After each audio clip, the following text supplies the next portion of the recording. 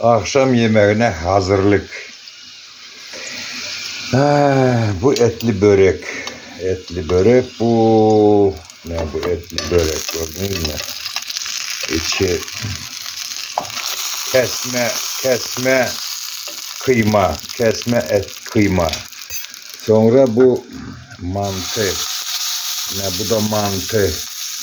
Yine bu mantılara gördünüz mü? Büyük büyük mantılar, içi dana kıymalı, soğanlı, çok güzel, kuyruk yağlı.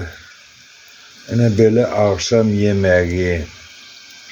Bizde böyle akşam yemeğini yiyorlar. Kahvaltı, çay içmek de oluyor öyle böyle.